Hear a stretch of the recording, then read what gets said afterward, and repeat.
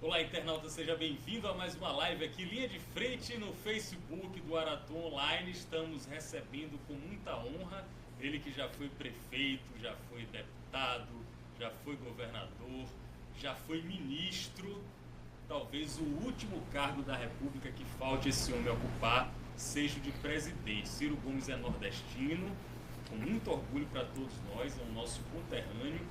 Eu queria começar essa entrevista prazerosa, honrosa, perguntando a ele se não é um desperdício para o Brasil, se não é uma injustiça um homem do seu quilate, da sua categoria, ainda não ter sido presidente do Brasil. Seja bem-vindo. Obrigado, Pablo. Um abraço a todos os internautas. Obrigado, Matheus, pela oportunidade. Não. O sentido da minha vida sempre foi o Brasil e o amor da minha paixão são os brasileiros. E eu fui candidato já a presidente da República. Em 98, eu queria fundar um campo, que era basicamente uma alternativa de projeto de desenvolvimento. Eu não tinha nenhuma pretensão de ganhar a eleição. E foi muito bem carinhado, muito respeitado pelo povo brasileiro. Em 2002, eu já imaginei ganhar a eleição. Mas Deus me ensinou que não era a minha hora, porque eu, se tivesse sido eleito contra o PSDB e contra o PT, que ainda não tinha experimentado o Lula, eu teria passado um mau bocado e a população talvez tivesse saudade. Então era necessário que o Brasil passasse por esse ciclo todo. O Lula cumpriu um papel muito relevante para a história brasileira e eu fui mandado andar um pouco, aprender mais, amadurecer mais pelo povo brasileiro. E hoje vou fazer 60 anos agora, dia 6, né? Já tenho uma netinha, então eu estou muito mais preparado, muito mais sereno, muito mais tranquilo e muito mais seguro de que eu posso servir bem ao país se desta feita eu for eleito. O senhor está num partido, o PDT, que é um partido que, como o senhor mesmo falou, demonstrou coerência nesse momento de muita turbulência e de muita indecisão no cenário político brasileiro. Essa coerência do PDT que o senhor diz, custou caro para Ciro Gomes? Não, custou muito barato, porque o valor da coerência é tão importante nesse momento de desconfiança geral da população na política. Não faltam razões para a população estar descrente da política, mas a gente só vai recuperar a confiança, né, se for pelo exemplo. Então nós tínhamos 3 senadores, é um partido relativamente pequeno, um partido médio, tínhamos 3 senadores, 2 votaram com o golpe, nós botamos 2 para fora, ficamos só com 1. Não é? Muita ousadia. Botamos 2 para fora com a direção nacional, o presidente Carlos Lupe, que guarda. Não tem nenhum pedetista em nenhuma lista desses escândalos todos, o que nada mais é do que a nossa obrigação, mas é muito bom a gente poder dizer para o povo, não para o futuro que todo mundo promete, mas para o passado, não é? Eu vou ser generosamente resumir o meu currículo, já tenho 38 anos de vida pública, ministro, governador, prefeito, comandei a economia do Brasil, nunca respondi a um inquérito, nem sequer para ser absolvido. De volta é nada mais do que a minha obrigação, mas dá para eu me apresentar para o povo brasileiro com a ficha limpa, que é a única forma que você tem de recuperar a população, a confiança da população é o exemplo. Matheus, Ciro, desculpe, rapidinho, eu vou permitir sua pergunta. Ciro Gomes vai fazer 60 anos, como você bem percebeu, na próxima semana, e chegou aqui aos estúdios da Aratu. A gente recebeu um homem carismático, a gente recebeu um homem educado, a gente recebeu um homem que cumprimentou todos os funcionários com a mesma alegria que eu imagino que ele cumprimente um chefe de Estado. Ciro Gomes hoje é um homem maduro, sereno, ou a gente pode esperar de Ciro Gomes algumas declarações ferozes, ácidas? Eu cultivo a verdade. E eu acho que as palavras, para um homem que é decente, que é coerente, elas têm que interpretar com fidelidade o sentimento que você tem. Então, que tipo de sentimento? Vamos lá, um brasileiro desempregado. Meu coração é ligado nisso. Nós temos hoje 13 milhões e 400 mil brasileiros desempregados. Mais de 10 milhões de brasileiros empurrados por biscate, correndo da repressão nas cidades, tentando ainda levar algum para casa, ainda antes da violência, do narcotráfico, do campo do crime organizado. E o camarada passa o dia humilhado, batendo de porta em porta atrás do emprego e não consegue, volta para casa com a boca amarga, com o nome do SPC, o dono do imóvel pedindo o aluguel de volta, pedindo a casa de volta, e ele liga a televisão e vê, né, numa sala de um apartamento de luxo em Salvador, 51 milhões de reais roubados, né, do dinheiro que falta para a saúde, para a educação, para a segurança do povo brasileiro. Que tipo de sentimento a elite brasileira acha que o nosso povo tem? E eu não tenho um rabo de palha, não tenho compromisso com ninguém, não sou sócio de ninguém, não tenho empresa. E eu tenho um patrão, é o povo brasileiro. É evidente que eu tenho que ser mais hábil, mais cuidadoso, para não dar cabimento, né, àqueles que não me censuram pelo que eu falo às vezes de cabeça quente. Eles me censuram pelo aquilo que eu falo de cabeça fria. Quando eu sei os números, quanto é que é os bilhões de reais que estão sendo surrupiados aí por negócio de juro, etc, etc. Aí eles não, esse cara não dá para acusar de ladrão, esse cara não dá para acusar de incompetente. Eu fui o governador mais popular do país, o prefeito de capital mais popular do país, ministro da Fazenda andava nos restaurantes de São Paulo, do Rio, de Bar de Palma, né? Então também não dá. Então vai dizer que o quê? O cara é destrambelhado, é um pavio curto, é um temperamental e tal. Tudo que eu não sou. É só você ver o seguinte, uma longa história. Cadê? Por que não mostra aí uma providência que eu, como ministro, como governador, como prefeito, tomei de forma estúpida? Não tem nenhum. Agora, eu como cidadão, eu me preservo o direito de ser normal. Então, outro dia, por exemplo, eu absolutamente fora da política há 12 anos, absolutamente fora da política há 12 anos, estava dormindo em casa com a minha filha, que me deu uma netinha, de vez em quando peço, às vezes que eu posso passar em Fortaleza, peço para eles ficarem lá em casa para eu ver a minha netinha e tal. E a minha filha dormindo ali do meu lado, quando eu acordo, ela conversando no telefone, e eu disse, o que houve, minha filha? Ela disse, pai, eu não vou esconder. A minha cunhada, né, ligando, dizendo que iam matar meu irmão. O Cid Gomes tinha um grupo, 1h30 da madrugada, jogando chinela, não sei o que, encostando fisicamente nele. Eu não tenho conversa. Então desci, não tem capanga, não tem motorista, desci, peguei meu carro e fui lá. E paguei geral. Não uso arma, só tenho minha autoridade moral. E uma boa altura também. Sim. E, graças a Deus nunca precisei bater em ninguém nem nada. Mas fui lá para defender meu irmão. E aí botam na internet, fraudam o que eu falei, não é? Como se isso fosse uma coisa de um político destemperado. Ora, é um irmão que ouve falar que o irmão está sendo ameaçado de morte, vai fazer o quê? Só se eu fosse fazer uma transfusão de sangue de barata, eu não vou fazer mesmo. Agora, veja lá. Governador, prefeito, ministro, 2 vezes ministro, qual foi a imprudência que eu cometi? Não tem nenhum. Ciro, com relação à política, o senhor já passou pelos 2 lados da disputa política ideológica. Já foi do PDS, agora está no PDT, já apoiou o presidente Lula, foi ministro de Lula, já foi do PSDB. O professor Olavo de Carvalho, com quem você já se encontrou algumas vezes em palestras, seminários, embora tenha pensamentos distintos, mas já demonstrou várias vezes admiração pelo senhor como um político, e a recíproca também é verdadeira. E ele disse uma coisa interessante, ele falou, olha, Ciro é um político genial, um político completo, como poucos no país, só que o Ciro ele se finge de esquerdista, mas na verdade ele é um liberal.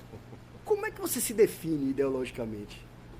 Eu cultivo o socialismo democrático, porque eu já aprendi na prática, na observação empírica, e muita literatura, e muito esforço, e eu estou em permanente aprendizado.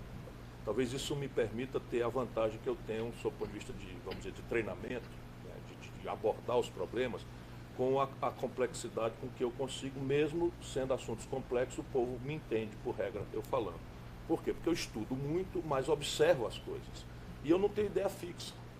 Então, repare bem, qual é a economia que funciona no mundo? É uma economia mista, em que o Estado forte se associa a um empresariado forte, convoca a universidade para responder ao desafio técnico-científico da produção, e isso produz, por exemplo, o experimento norte-americano, o experimento europeu e, mais recentemente, a experiência coreana do Sul e a experiência chinesa.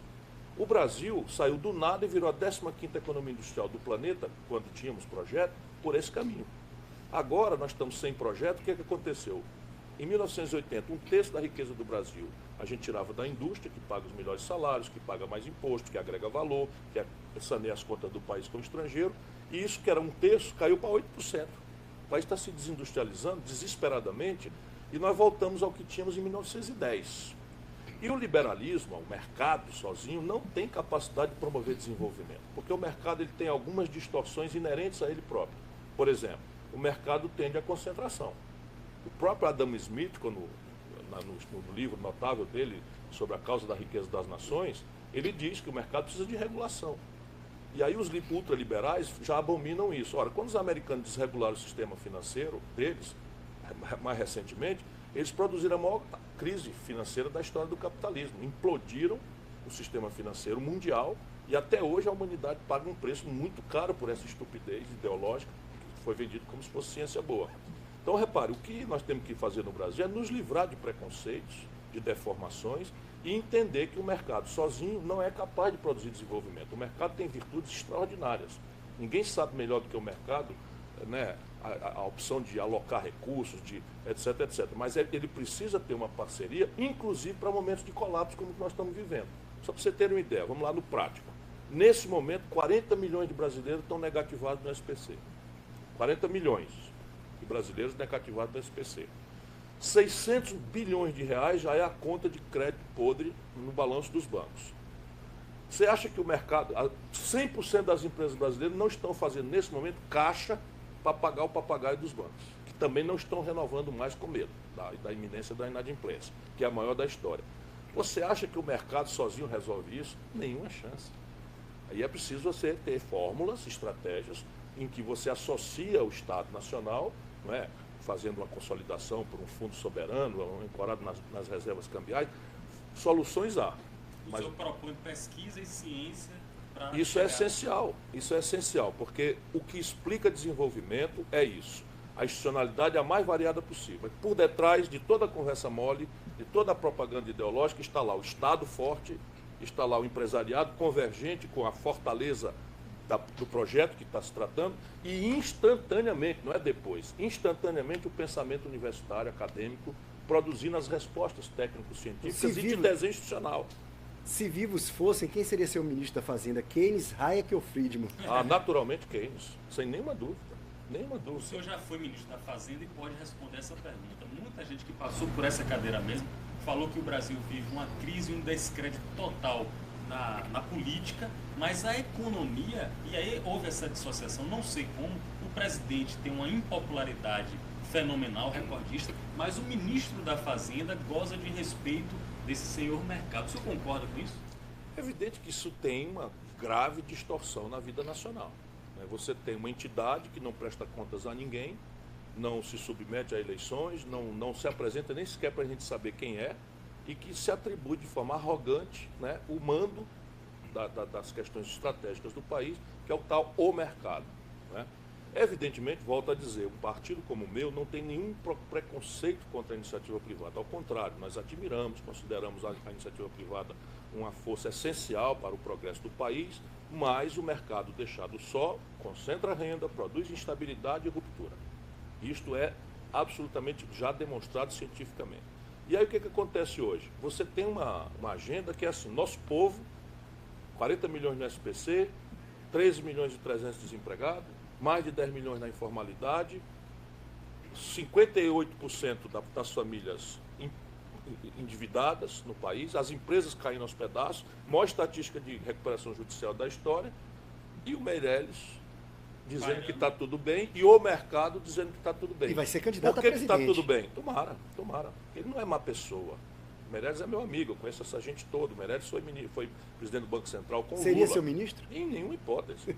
Por quê? Porque o Meirelles não é um formulador, ele é um cara antigo, e ele tem uma premissa que nunca se praticou na história da humanidade.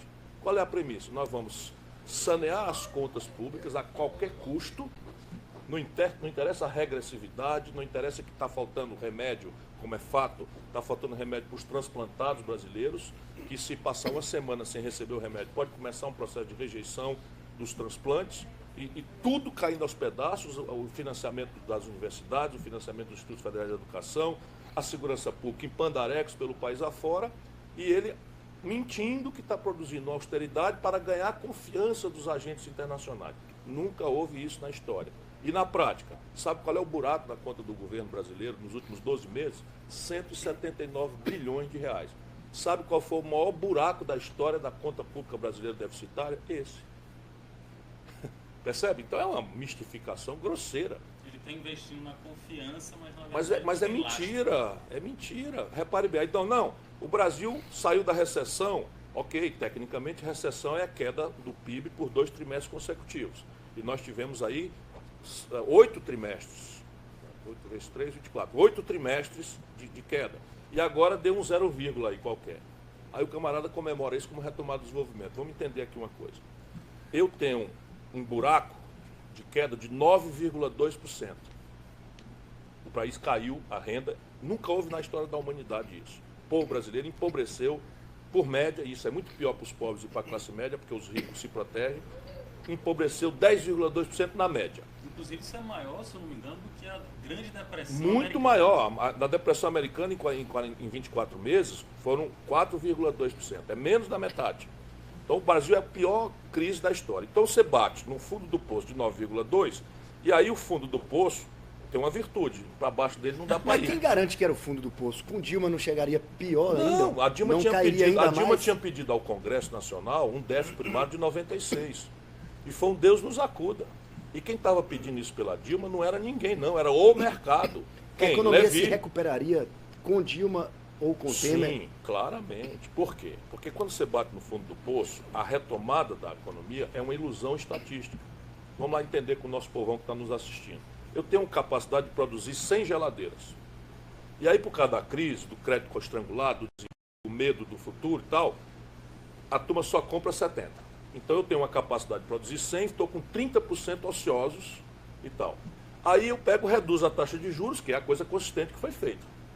Isso com atraso, com muito conservadorismo, porque o mundo está com juro negativo e os indicadores inflacionários no Brasil estão deflacionando. Portanto, esses equivocados, eu ia chamar A queda poderia ser mais ousada. muito mais ousada. Eles jogaram o ano de 2017 fora. Mas vamos lá. Caiu a taxa de juros, então as pessoas agora, ao invés de comprar só 70 geladeiras, estão comprando 72.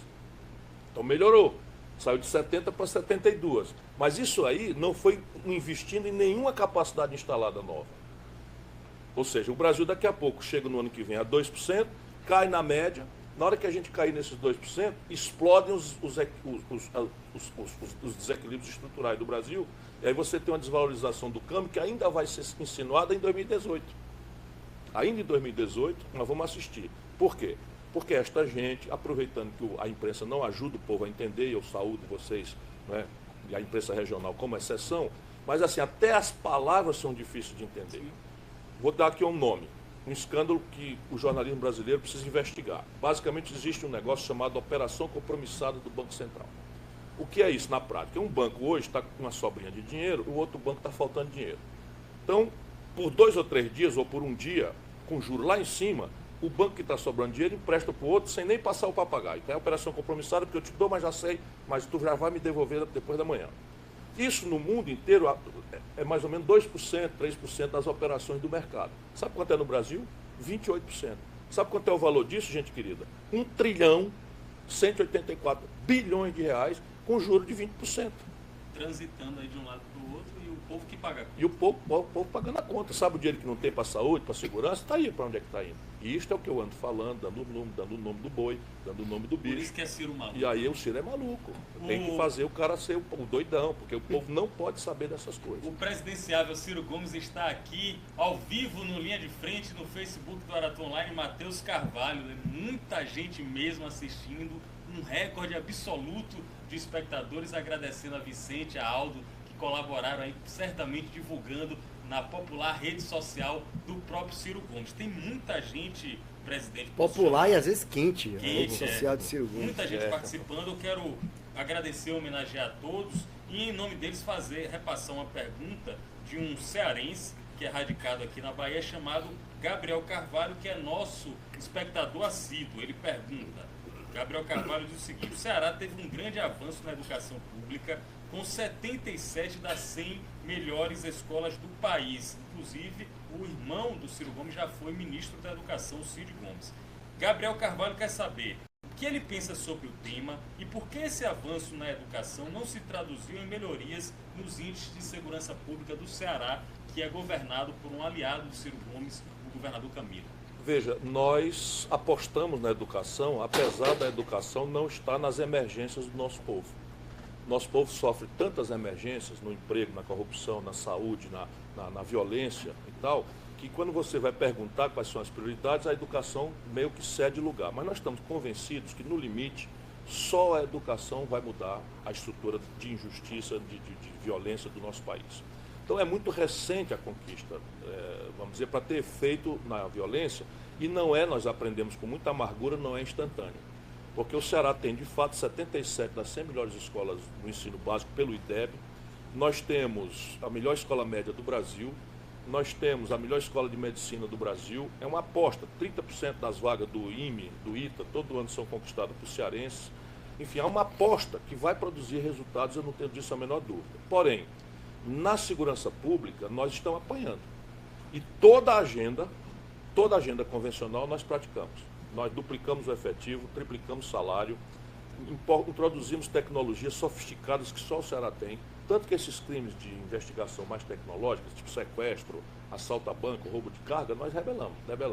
Agora, duas coisas explodiram. O assalto, né, que é o roubo à mão armada, e o homicídio de jovens caboclos, negros, pobres nos bairros do Nordeste em geral, né? E há uma novidade, a nos desafiar gravemente. Eu estou reunindo um grupo de especialistas, ciclicamente no Rio de Janeiro, porque a novidade básica é a seguinte: o sistema regular de justiça no Ceará funcionou. O que é que eu quero dizer? A polícia prendeu, o Ministério Público denunciou, o juiz condenou, nós renovamos todo o parque penitenciário do Estado, a população carcerária praticamente duplicou, e nós agora temos um seguinte fenômeno: o garoto é preso, vai condenado, entra no presídio, imediatamente tem que receber um ferro no queixo de uma facção criminosa, senão morre.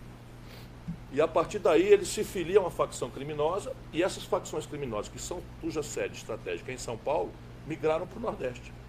E aí você tem agora o camarada comandando o crime de dentro da cadeia, o que nos desafia. O que vamos fazer agora? Porque o sistema convencional já funcionou. E aí eu estou estudando, e aí você vê o seguinte: 1/3 dos 700 mil, população carcerária brasileira, são quase 700 mil. Proporcional. Só perde para os Estados Unidos em termos absolutos, que tem 300 milhões de habitantes, a gente 200. E proporcionalmente é disparada a maior população carcerária do mundo. Por quê? Porque nós temos uma legislação antiga, atrasada, a polícia é pressionada, não é, para produzir estatística, e 1/3 dos presos são garotos, jovens, né, que são presos com quantidades ínfimas de droga, menos de 20 gramas, por regra 1/3, e que entram nesse itinerário. São condenados como traficantes e entram na rede, não é, de influência do crime organizado, que comanda o crime de dentro dos presídios para fora. É um pequeno criminoso que vira um criminoso muito pior. Vira um criminoso nível hard. O senhor acha que, pelas obrigações constitucionais atuais, o governo federal é omisso nessa questão? Completamente omisso. Seja em matéria regulatória, nada disso, que é essa novidade, nada disso foi provocar alteração na legislação brasileira. Só para você ver a estupidez. Tudo isso é um fenômeno relativamente novo, que tem aí 15 anos no máximo, mas ao longo dos últimos 15 anos nada de inovação institucional foi introduzido no debate. Pelo contrário, o debate é obstruído por mil moralismos e interdições de gente que não entende do assunto, que é complexo, ou simplificação grosseira. Sabe desses 61 mil homicídios, sabe quantos por cento são investigados? 8. E aí fica alguém imaginando que é a intensidade da pena que resolve. Então fica logo acreditando em pena de morte. Olha, a pena de morte já existe. Ou redução da maioridade penal. Ou tudo isso. Na verdade, o que falta no Brasil é a certeza da pena. Porque se você tem 62 mil homicídios e só 8 em cada 100 são investigados, o crime mais tranquilo de ser praticado no Brasil é matar alguém.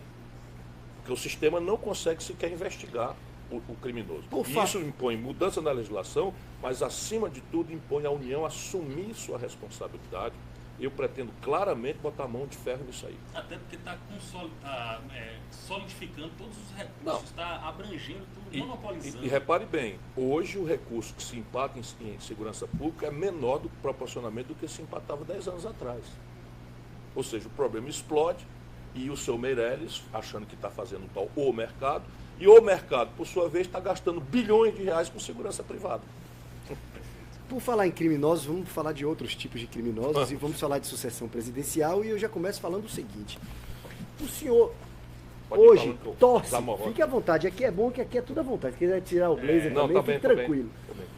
O senhor hoje torce, estrategicamente é bom para Ciro Gomes que Lula seja condenado em segunda instância antes da eleição? Não. A saída de Lula melhora a sua candidatura? A última pesquisa apontou que pelo menos 11 pontos percentuais esse homem aqui cresce se Lula estiver fora da disputa. Mas ainda assim eu torço pela absolvição dele, porque eu penso muito no Brasil e na unidade da nossa nação. O Lula, para o bem ou para o mal, o Lula divide profunda e definitivamente a nação brasileira. Justo ou injustamente, as relações das maiorias populares são de paixão ou ódio. Justa ou injustamente? Justa ou injustamente, não, porque parte é justa. Parte é justa e parte injusta. Qual é a parte justa? Quem botou a Dilma lá? Sem experiência nenhuma anterior. Foi o Lula. Popularíssimo, Né? Foi lá e fez um dedaço e quem Lula botou o Michel brincou Temer? de Deus e se Brincou de queimou. Deus e se queimou. Mantém essa frase? Mantenho Essa frase é de claramente, Ciro Gomes. porque isso é uma crítica política que eu faço. Mas eu volto a dizer, eu torço que ele seja absolvido, porque para essa parte que o adora, já está ficando quase religiosa a relação, né? Essa parte que o adora vai entender, e ele não está deixando por menos, né, de que há uma fraude provocada pelas elites brasileiras para subtrair do povo o direito de escolher livremente o seu ídolo. Isto deforma a democracia. Isso introduz no Brasil uma descrença na própria lógica do sistema. E por isso eu considero um desserviço a candidatura do Lula à presidência da República. A ele, a sua biografia, e ao Brasil. Se Lula for candidato, o senhor será eu sou candidato, só depende do PDT me lançar.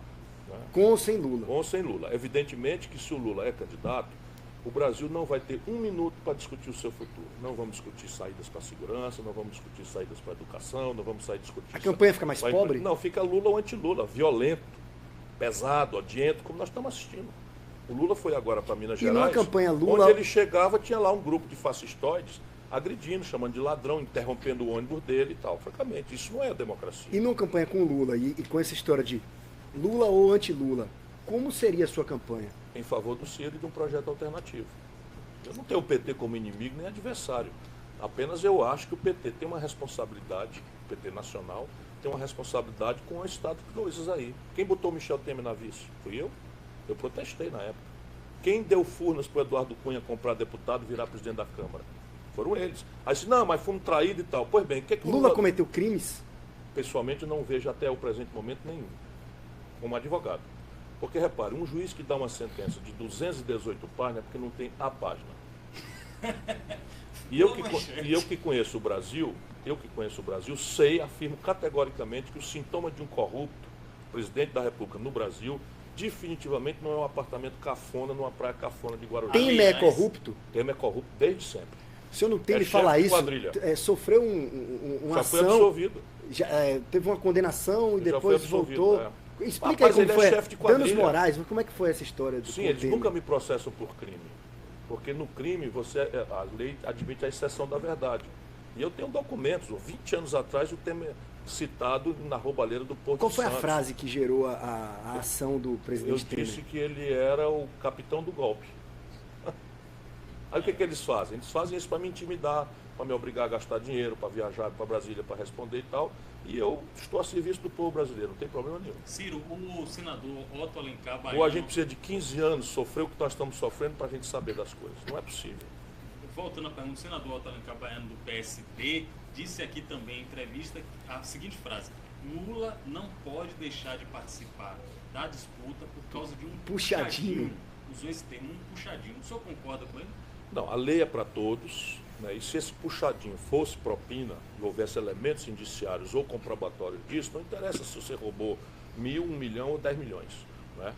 Portanto, não concordo com essa afirmação. A questão básica é que, lendo o processo, esse pelo qual ele foi condenado, não vejo elementos nenhum que sustente essa sentença. Não vejo, como advogado. Agora, você sabe a minha opinião. O Lula errou gravemente na política. Na relação com as empreiteiras, então, repare bem, o que ele está fazendo hoje? Não, chafurdou. Mas aí daí a corrupção... É ali que vem a principal condenação, na sua opinião, do presidente Lula? Esse segundo procedimento que está andando agora do apartamento vizinho do terreno, esse daí tem um pouco mais de consistência. Mas igualmente eu não vi ainda a prova. Porque se tivesse todo o Brasil já tinha.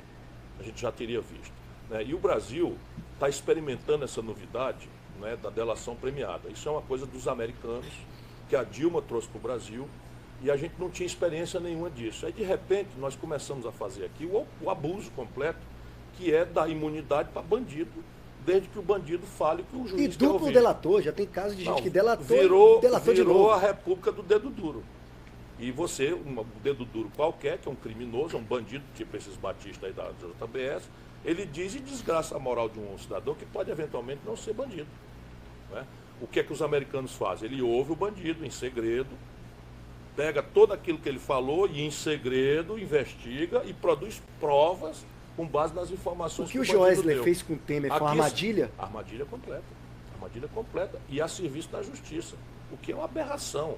É um estado de anarquia, de baderna que nós estamos vivendo. Com a anuência do Rodrigo Janot. Estou lhe dizendo, com apoio dessa loucura de um Ministério Público falastrão, de um juizado compulsivo de informação para jornal e tal, e o devido processo legal do Brasil foi rasgado. Essa turma da Lava Jato, o senhor acha que vai sair candidato a cargos eletivos?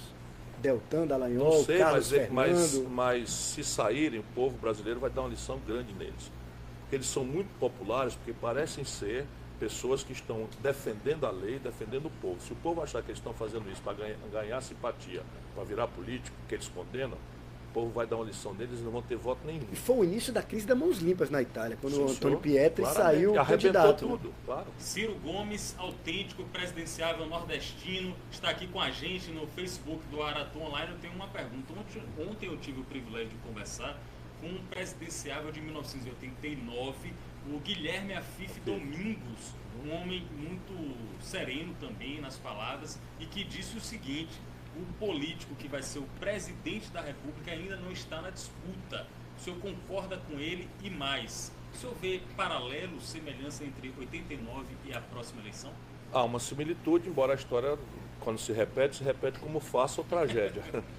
Mas há uma semelhança, basicamente, na ideia de que você tem as grandes estruturas meio desmoralizadas, as estruturas tradicionais, basicamente PT, PMDB e PSDB, estão bastante críticos, enfim, numa situação bastante crítica, do ponto de vista da opinião pública, o que quer dizer que o processo eleitoral vai se fraturar. No primeiro momento, nós teremos 5 a 6 candidatos com partidas aí de 5% a 15%, etc., especialmente se o Lula não for candidato.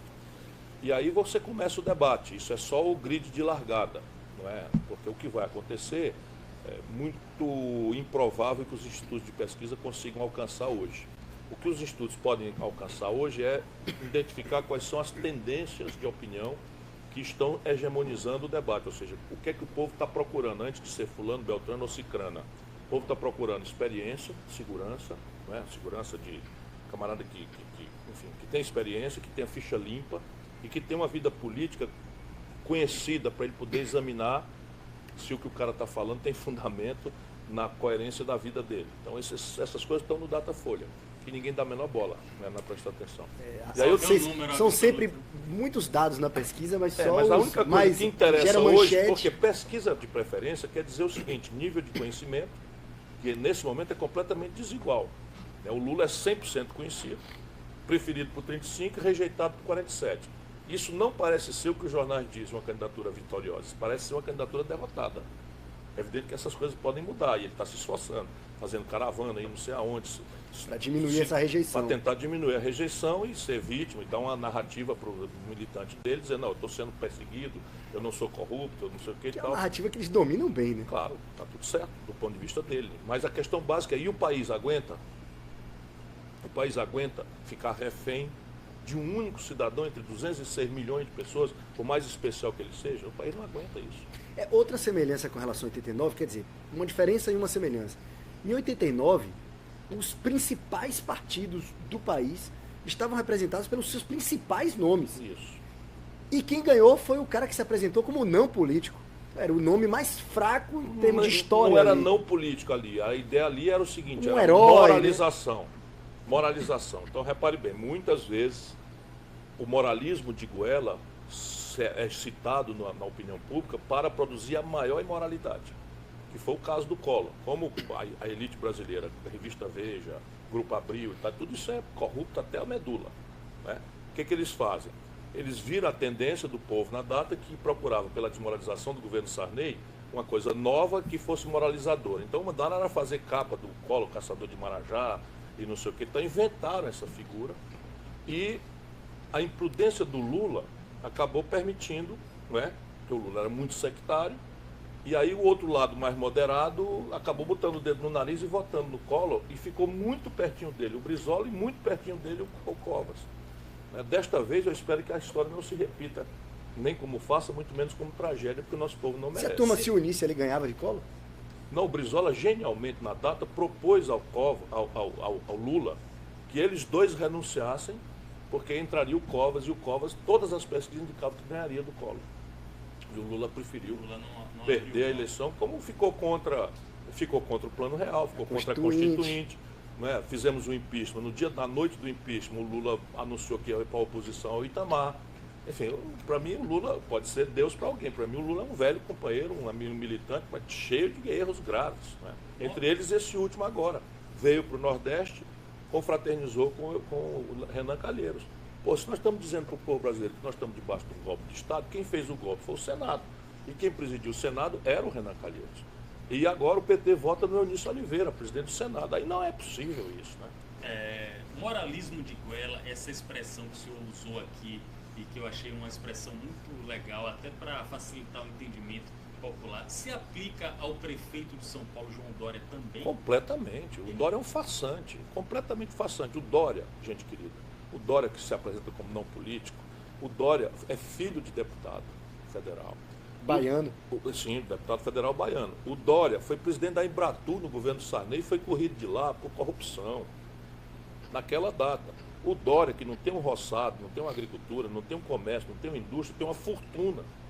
Toda adquirida na base do lobby, juntando esses que são aqui na Bahia também, esses piqueniques de barão com político e tal, né? E tudo isso na base do lobby com dinheiro público, dinheiro do governo de São Paulo, do dinheiro do governo de Goiás, do governo de Minas Gerais, né? Das prefeituras, etc, etc. É esse cara.